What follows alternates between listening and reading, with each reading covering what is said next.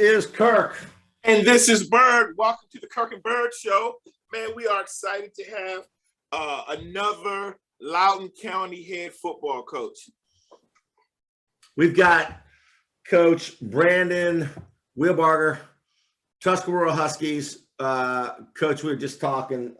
I could ride my bike there in like 5 minutes. You're going into the playoffs. The brackets were just released. This is a great time of year. You had a great game with Broad Run last night, Friday night this past weekend. That was very close. Let's talk about you, your team, the excitement. You said you were watching film earlier. Congratulations on making the playoff. You got a tough bracket, though. Tell us about your team. Absolutely. First off, I want to thank both of you guys for everything you do, for the exposure of our programs, for the exposure of the kids. It goes a long way. It speaks volumes. So I appreciate you guys and for me being on. We're excited. We're excited. It's one of those things we told the kids that you can't take for granted being in the playoffs. There are a lot of kids, a lot of schools who turn their stuff in, tomorrow. So we want our kids to, be thankful and appreciative of the fact that we still get to play football together. And we're back to work. We were back there. It was a hard-fought game on Friday. Obviously, you wish it had gone a different way. We would love another opportunity down the road, but right now our attention's got to be on Kettle Run. 9-1, they won their district. They're the number one seed on our side of the bracket in our region. So that's where our minds are. So we can look at other teams around, but nothing happens if we don't get past this one. Okay. How do you feel coming off of a loss? Obviously, the seeding would have changed if you beat Broad Run, but you going into the playoffs, it can be more motivating coming off a loss. What's your feeling on the mentality for the kids? Absolutely. You think about that, how the loss changed our seeding. Had we won on Friday, we're a 1 seed. We lost, we're a 4 seed. I think that speaks to the volume of the talent in our district. Between us, Broad Run, County, and Heritage, you got 4 teams that are right there neck and neck, kind of battling. I think that prepares you to be playoff ready. So whether we see one of those guys again, whether we see whoever we see from the other side of the mountain, I think we've played a lot of schools combined with, the John Champs and the Briarwoods and those schools from the 5A and the 6As to kind of get yourselves ready. And you think about the fact that we're now going on this will be game 19 in this calendar year. Yeah. In this calendar year, right? We're looking at professionals play a regular season of 16 games, right? Our teenage kids now are going on game 19 since February. So there's a lot of good, there's a lot of bad that comes from that. That's a lot on these kids, that's a lot on these coaches. But it's also a lot to kind of built throughout the last few months to kind of get them ready for the next few weeks. Okay. Yeah. I was looking at your record this year. You guys look like you have an explosive offense and a great defense as well. And I know it's a county game, county rivalry, but you're right. You played Division 6 champ, and you got the win there, and that's good for your PowerPoints. When you look, and we just talked to Oscar Smith players, and Kirk went to Phoebus. Phoebus lost to Oscar Smith. Now Phoebus is in Division 3. Yep. Oscar Smith's the defending Division 6 state champ. But Phoebus, after having blown a lot of people out, in some way, and I don't know if you would say this, but I've coached a lot of football myself, and I don't mind a loss sometimes if it'll help us refocus. Now I know you don't want too many, and you did have one earlier in the year, but it's hard to get teenagers to believe that something's wrong if you don't have something to point out to them. And I'm hoping. Look, I'm pulling for you, Coach. What is your thoughts? What do you think about that? Is this going to help you be able to point some things, even help you as a coaching staff, find some weaknesses, and maybe get those kids energized and motivated? Absolutely. And everyone has their own belief system. I'm a believer in everything happens for a reason. It's all part of a bigger plan. And I think when we lost to Heritage earlier in this year, that had some fantastic conversations and some changes that came out of it. And I think so too came Friday. I think some of the comments and some of the things I heard from our kids Friday night and then Saturday when they showed up to practice, I think it's going to be a very positive thing. Again, nobody likes to lose. We work really, really hard. But again, when your heart is in a place to where you feel like it's part of a bigger plan, I think both of those were meant for something much bigger. Yeah. Why don't you tell us about your team? I watched some film. I went to Virginia Tech, and I wanted to get.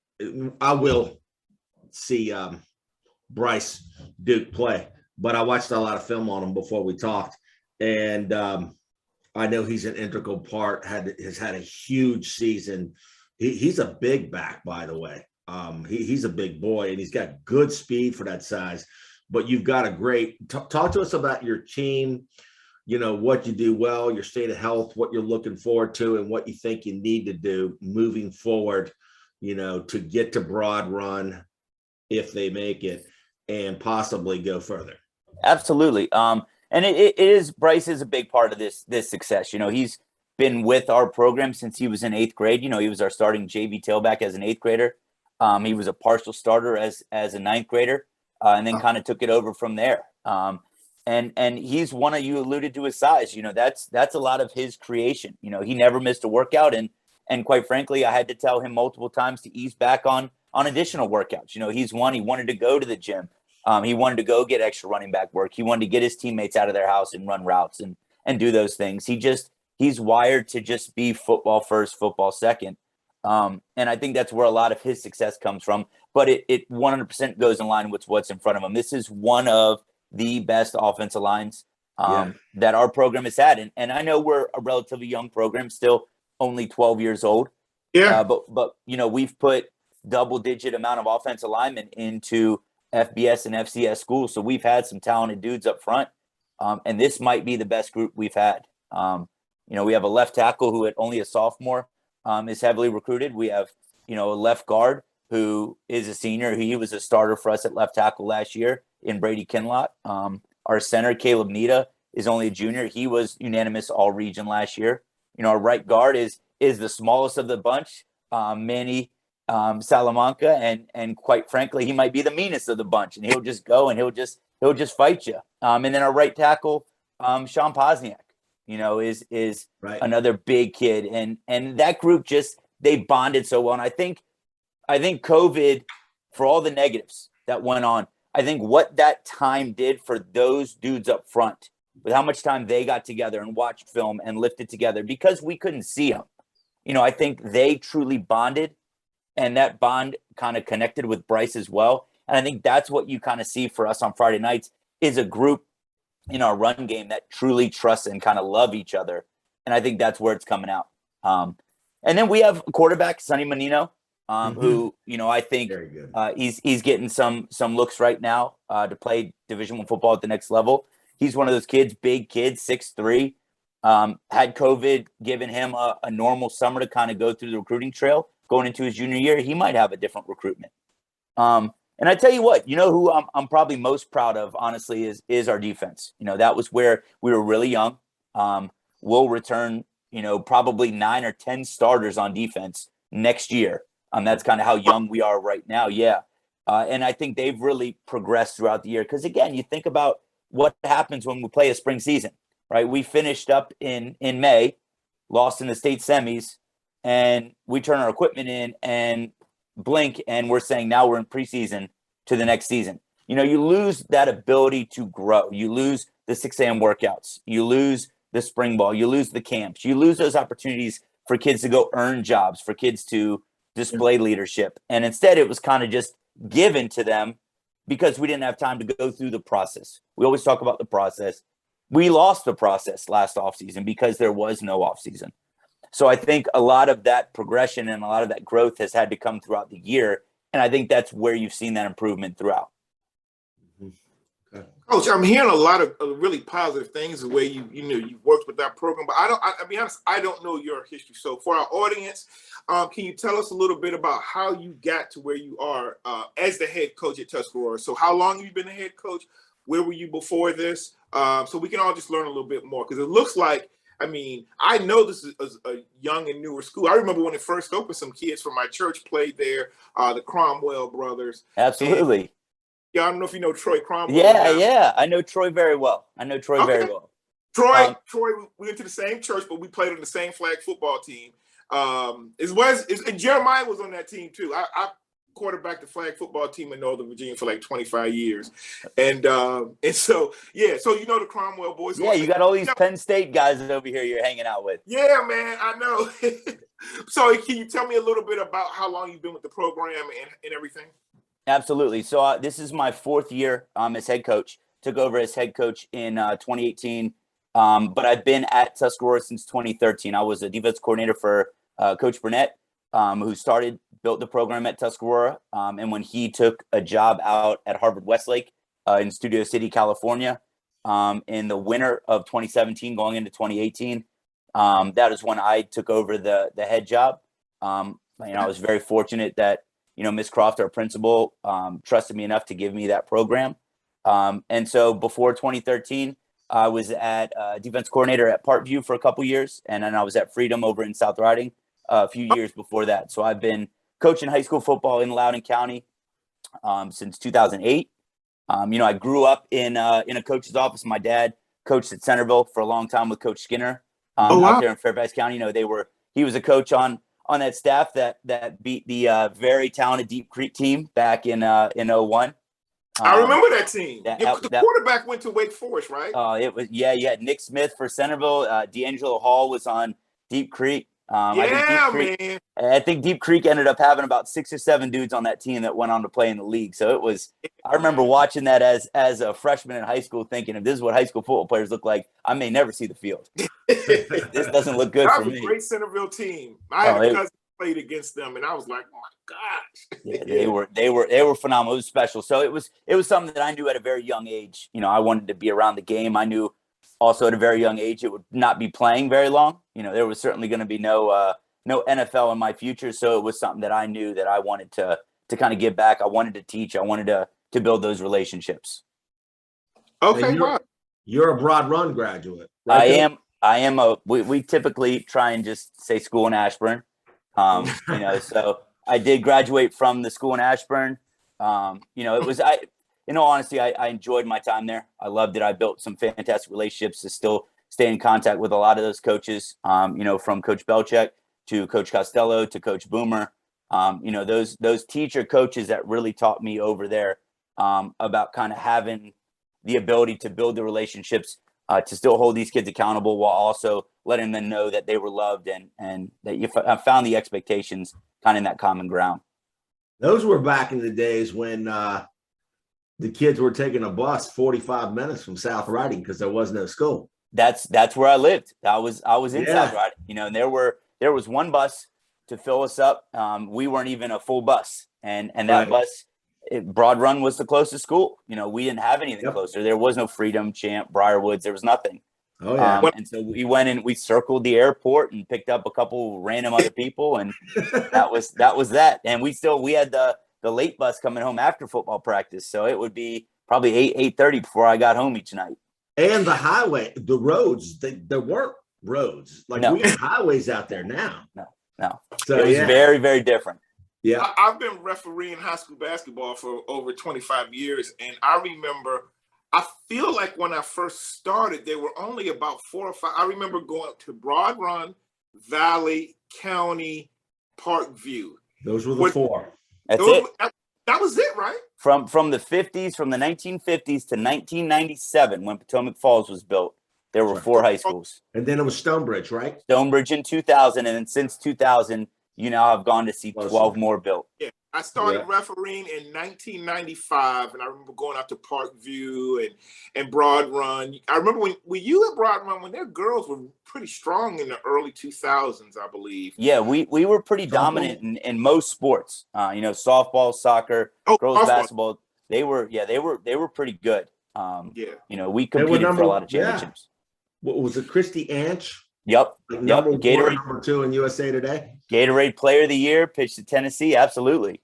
Yeah. Yeah. And we were having this conversation with Mickey Thompson, who has spent, a majority of his time in Loudoun County. And what we were saying is Loudoun County football is really strong now.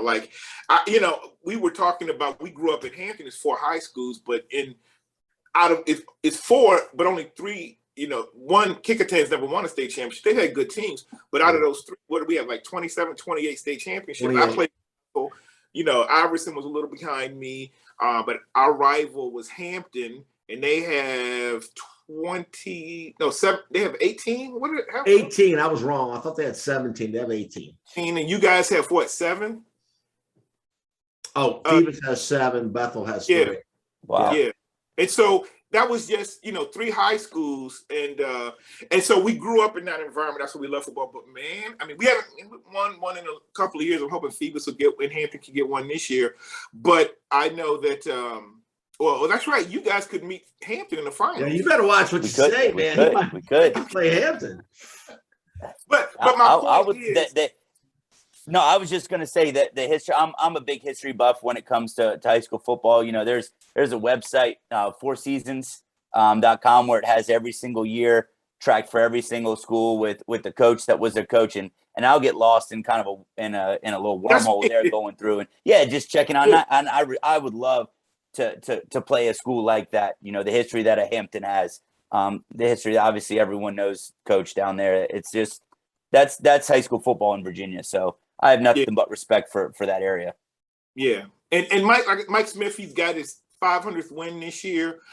He's been there 51 years. So we that's why we even started this show, is because we just love where we're from. We love the sports from that area, but we live up here now, and we have a great appreciation and love for what's going up here. And I just want to give Loudoun County props, man. Like, you guys are balling. Really are. Well, and a lot of that is a testament to Coach Thompson. Coach Thompson was a head coach in this area when Loudoun County was just a little brother. We were talking that before the show came on, about how we were always kind of in the back seat to Fairfax County, and we were always the back seat and the little brother to a lot of places around this area, around the state.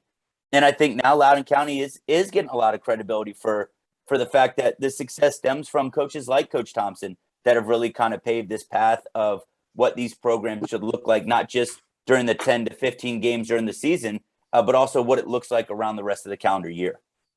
Yeah.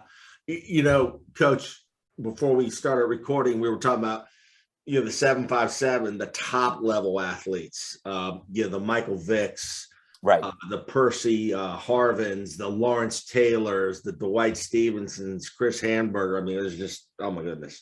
But overall, Loudoun, we're talking about, Loudoun's overtaken Fairfax, and then Prince William is excellent, and Stafford per capita, that place is crazy. But when I moved up here, Rusty, I don't know about you, but I used to talk smack about football all the time. I'm like, you guys can't even take a whiff. No, that is not the case anymore. The quality of football and love. I mean, you look at the region that you're in, it's got 3 teams, all from Leesburg or Loudoun County. And then the other thing I wanted to point out is how fast Tuscarora got really good, and you got a really good job at a young age. Yeah, it is. First off, the program, the culture that Coach Burnett set when he came in, when the school opened in 2010, is a big part of the success we had. He was able to build the 8 months that everyone doesn't see, right? Everyone sees the 4 months of the season, that the win losses and this and that. It's the other 8 months that I think are going to determine what kind of success you have. And Coach Burnett did a great job of laying that foundation and building that culture and the expectation. And it was awesome that for the most part, I was able to see it built as well. Coming in year 4, in 2013, I was able to be around it for 4 years, be immersed with it and what it looked like, to where when I took over in 2018, I put my touch on just a couple things here and there, but it didn't need to be changed. Things didn't have to be flip-flop. I thought we did a lot of things really, really well. And then I'm very fortunate to have a staff with me, and Jared Toller is my offense coordinator. Chris Brown, who's been around this area, he was a part of the Briarwood State Championship staffs. These coaches are able to continue this success because they're football junkies.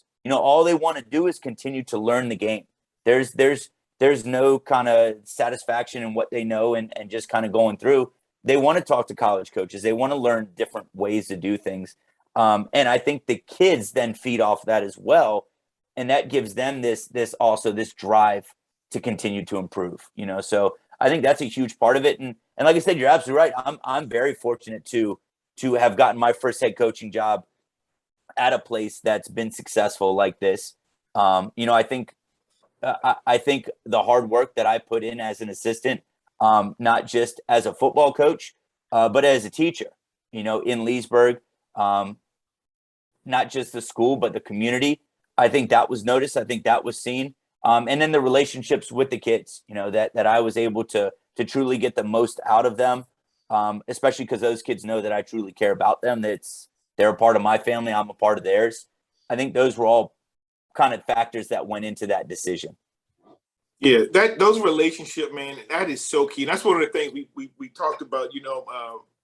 He was actually on our show, Jeremiah Davis, and I know to me, he's not just a great coach; he's a great father, but he's building about relationships, and I see how he works with and truly cares about those athletes, and I think that makes a big difference. Where, I grew up in the time played for the great Dennis Kozlowski. He's in the Virginia Hall of Fame. He's won 3 state championships in football, multiple track championships.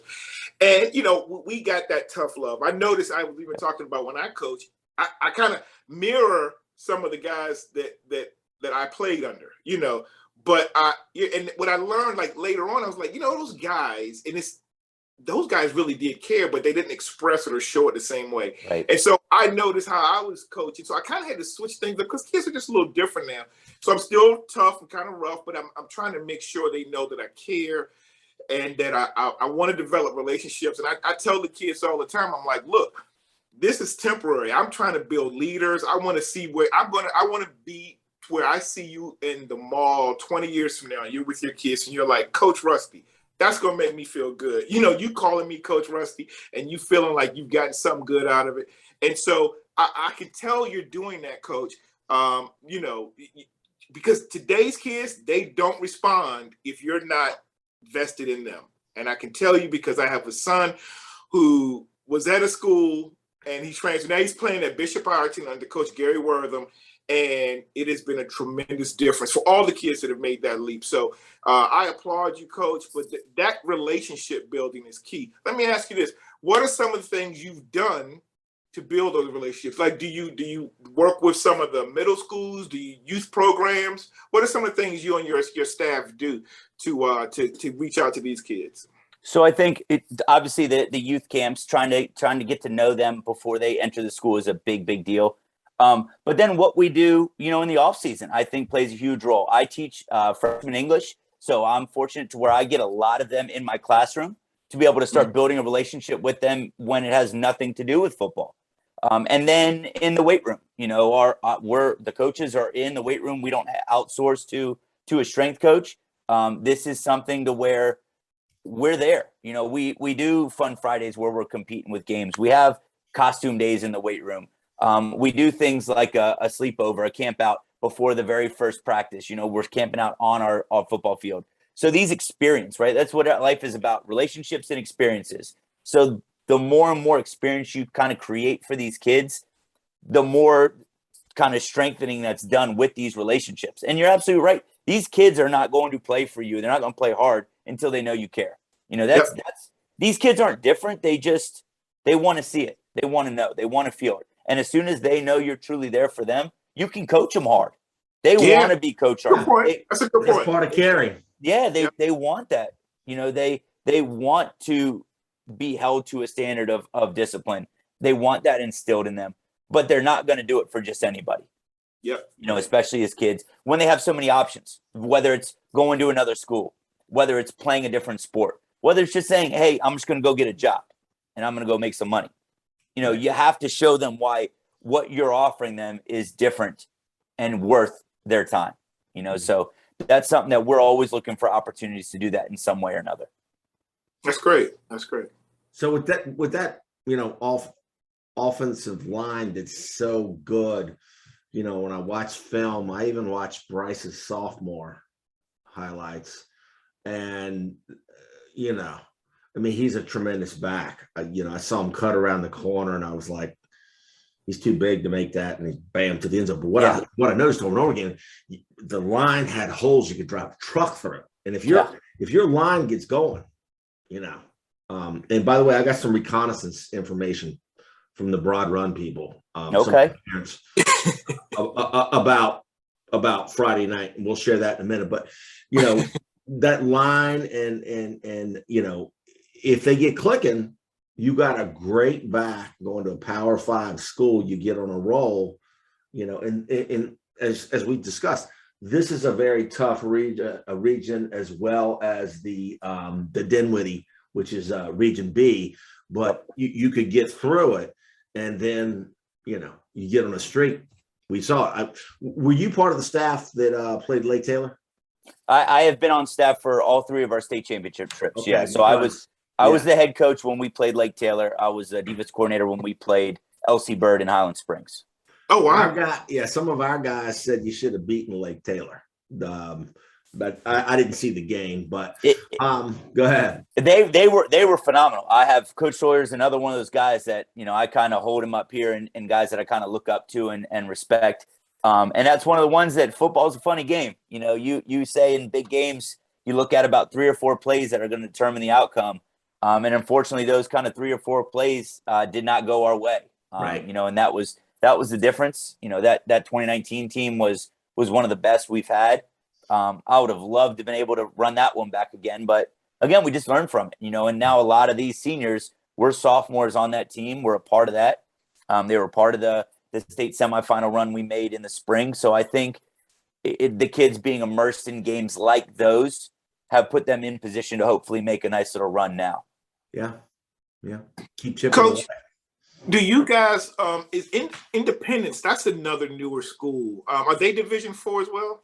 Independence is a 5A. We played them in the spring, but Okay. they got so big so quickly that just as a year 3 school now, they're already up to 5A. Wow, I knew they were only their 3rd year, but they were big. My son Bishop Ireton played them, and I was like, oh, there's his 3rd year, but man, they were big and athletic and just played some smart football. Yeah, so I didn't really. Okay, so they're 5. Wow. Rusty, guess who they're playing Friday night? Who's Independence playing? Stonebridge. Guess who they played Friday night? Stonebridge. Yeah, that's one of those back-to-back ones. So that's Coach Thompson too playing 56 his former defensive coordinator. So Coach Thompson wants to make sure everyone knows that he might lay 70 on them. Yeah. Yeah. So real quick, because we'll probably there's a lot of kids around Loudoun. Give us a quick blurb. I mean, we're here to focus on you, but give us a blurb on a great Broad Run team. Good quarterback, good players. Talk to us about Broad Run. I personally feel that the Stonebridge game was an anomaly. They just made some terrible mistakes. I think if they played again, it would be much closer. But talk to us about Broad Run. Good quarterback. Some solid athletes. Tell us a little bit about Broad Run. Well, you can see the closeness. You can see that senior group. They're close friends. They've been together for a while. A lot of those kids, played together on freshman JV ball early on. A lot of them been on that field since they were sophomores. So what you see is a group that's very comfortable in playing together and for each other. And then they're talented. So you take those things, the kind of things you can't measure off the field, combine it with measurable talent on the field, and that's why they are one of the better teams in 4A. It's one of those teams that we're going to have to compete with at some point or other if we do want to reach our goal. And I agree with you. I think Stonebridge is a phenomenal football team. But when you go down 14-0 before you touch the ball to a team like that, it is going to take you away from your game plan. I think that's what you saw in that football game. But they're a good football team. They're well coached. Obviously Coach Griffiths, but Myron over there and Terry Glenn, those guys are 2 of their assistants. I've admired of their work for a while as well. So they're a program that we look at that, we say the school in Ashburn. But I look at it just because I do see it as a rivalry, and hopefully we see it. Everyone sees it as a healthy rivalry. We want it to be something that people come out and see us compete, and just 2 teams, 2 staffs, 2 groups of kids that work extremely hard. And I think that needs to be the focus when we play, not, sometimes the side drama that gets brought into it. Okay. Coach, real quick, why don't you give a shout out to some of the behind the scenes people, your team moms, your managers, your trainers, some of the people. We talk about these players and all that, but let's talk about, the people that support you, because we know that there's a lot of people that are going to go through some cold games, and please talk about them because they're important. Absolutely. Well, it starts at the top with our principal. Any head coach will tell you your principal is a big part of the success or the lack of success you have as a program. And Miss Croft, our principal, she's the best. She gives us the support that we need as a football program. She's there behind the scenes. We have a lot of kids that we have a lot of non-Loudoun County kids in terms of their backgrounds and what they're from and what they go through. And the things that she does for our kids behind the scenes that no one even knows about, it's phenomenal. She's there looking out for all of them like their family as well. So that's something that's always stood out to me. Our AD, who I'm very fortunate, our AD, Tony Talent, was a football coach. He's a head football coach at Warren County, and then opened Rockridge when Rockridge opened. So it helps me as a head football coach to be able to go to my AD and have a conversation from head coach to AD, or head coach to head coach, or head coach to friend. And it gives me the ability to talk to someone that can wear a lot of different hats that has gone through things that I've gone through. And then you're absolutely right. The support staff in our program, our team moms, this year led by, Miss O'Sullivan and Miss Menino. They're awesome. They do all that stuff behind the scenes with the team dinners and the organization of things that allow myself and my coaches to focus on the kids and football. And not so much of the stuff that happens, behind the scenes. So we say everything is it takes a village.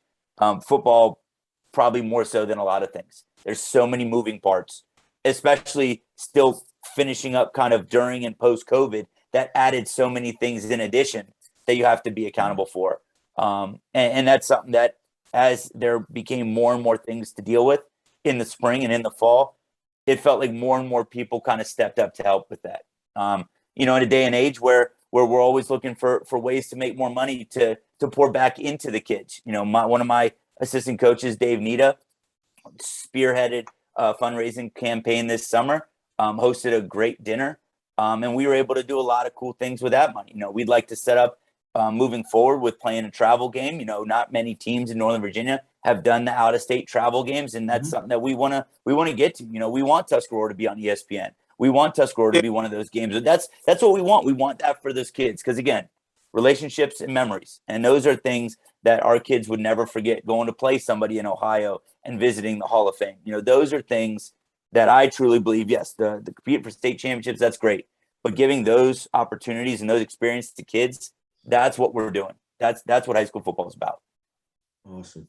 Yeah, that's great. I mean, that's one of the things my coach was doing back in the 80s when Bethel it was winning state championships. But then just to keep us in tune, like I remember right before I got there, they went up and played Cincinnati Moeller, one of the best in that time, one of the best teams in the country. When I was in school, we traveled up here and we played Archbishop Carroll in the WCAC, and then we went out to Roanoke and played Patrick Henry Roanoke. And those experiences, man, they last a lifetime. Like one thing is I remember when I was in the 11th grade and we came up here, where we're from in Hampton, except that Hampton Roads area, private schools are nothing. Like if you went to private school, you went to private school, but nobody was recruiting or playing. So we're like, oh, we're playing this private school, blah, blah, blah, blah.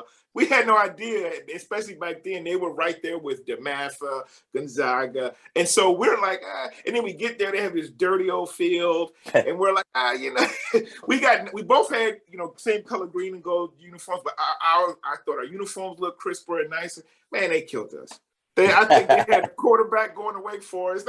They beat the snot of, and it was a long ride back, 3 hours on a bus, and we were not allowed to talk.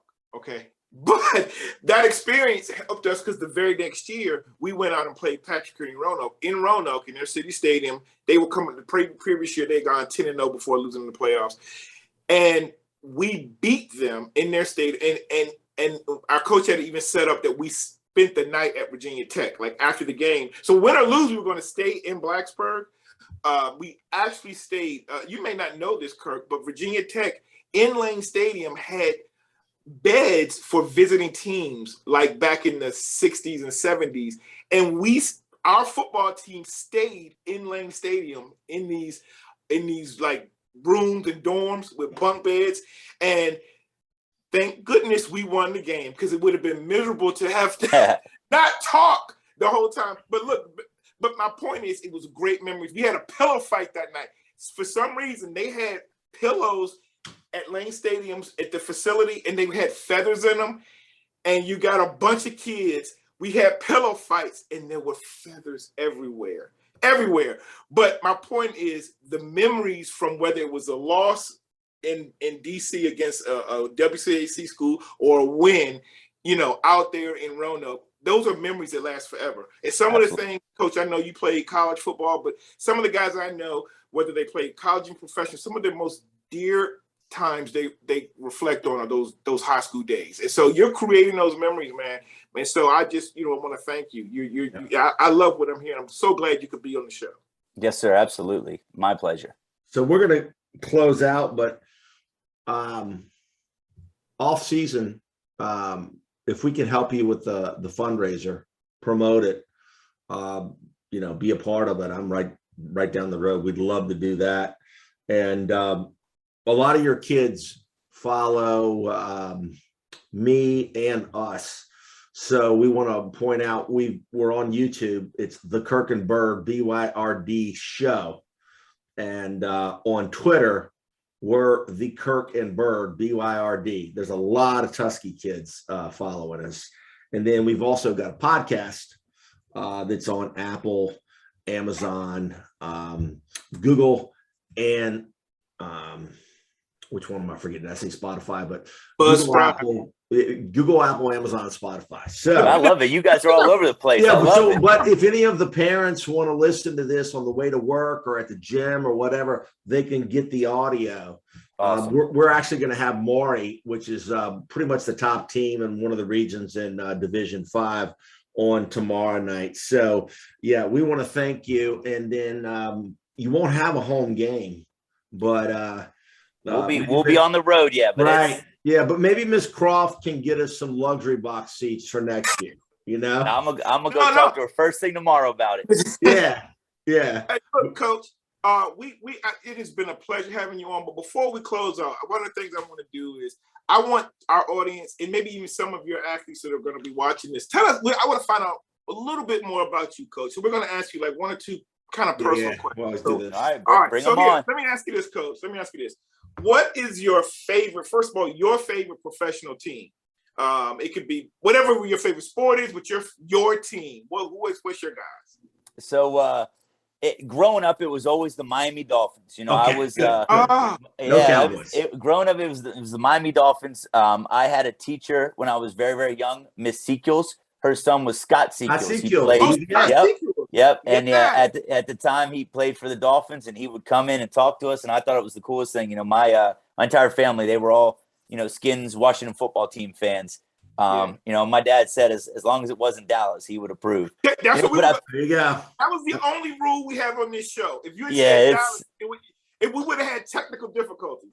Good. I'm allowed to come back and see you guys again. Right. I've found myself though. It's so hard to be a fan during football season just because we're so engulfed in what we're doing that I found myself becoming more of a fan in baseball time. I'm a big Nats fan.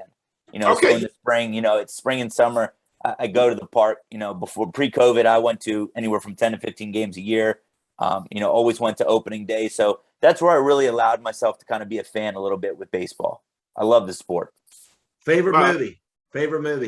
It must be the English teacher side of me, but I'm a big Marvel nerd. I love the MCU, love all the Marvel movies. We'll talk about that. So I'm a big sucker for all those. Okay. Which one?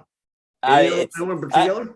I mean, Endgame gets all the hype, but I think Infinity War is probably my number one. I do think the Dark Knight with the Joker is probably one of my favorite movies as well of all time. What Heath Ledger did in that movie was unbelievable.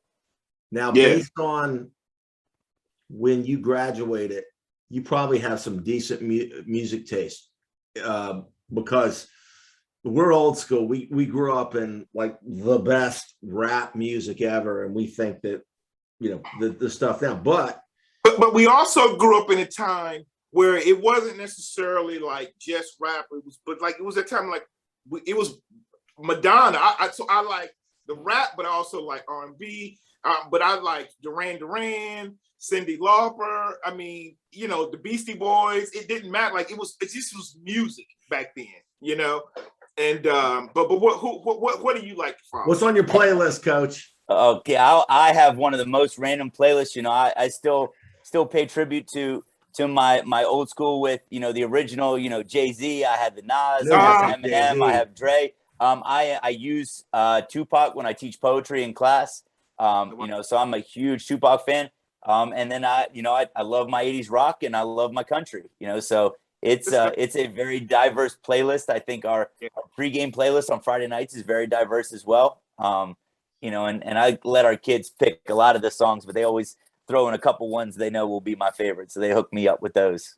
Make sure you turn them on to Van Halen, because that is some serious blood pumping music right there. Oh, we get so in the weight room, each day has its own theme. So they're being, you know, taught their music varieties in different genres in the weight room as well. So they're learning. All right, good. Coach. Pleasure having you on. Good luck. Have a great week of practice. Let's hope you stay healthy. We think you can make a run, and you know, would love to see you go down to Liberty on December 11th, right? 11th, yeah. We'd love it too. You guys know, though, one at a time. We got our hands full this week, but again, I can't thank you guys enough, not only for this, but like I said, the exposure for our programs and for our kids and for the sport of high school football. You know, a lot of people use their ability, their time, their exposure to attack the game, and I love you guys being able to point out all the good that it does for these kids and communities as well. So I thank you guys again. Yeah, all right, thank you, Coach. I'll close with this, Coach. Again, thank you. But we do have a coach's challenge. It's just like we have a player's challenge. We've had on about 6 or 7 high school coaches. Which coach can get the most views on our YouTube channel of your appearance? So I think right now we're leading with my high school, Bethel High School. It's our current coach, Creighton Comenius, who I played with in high school, and he was played for Carolina and played professional football. So I think he's leading, but we've also had Kikatan's coach down in Hampton. We've had Mickey. We've had Green Run. We may be having Gary on. We had Jeremiah on. Can you get the most views out of the coaches so that we will definitely recognize, but make those kids at least watch it for 5 minutes or something. Get those clicks, get those views up, and we will definitely sing your praises, Coach, if you can take the lead. Well, Coach, I got to do something because, you know, I'm competing everything I do. I compete with myself running up the stairs at night. So I'll see what I can do to make sure we get it out there. Absolutely. Thanks again, Coach. Man, we are pulling for you, and we appreciate you, and God bless you, man. Right back at you. Thank you, guys. Appreciate it. All right, Coach. Thank you very much. Have a good night.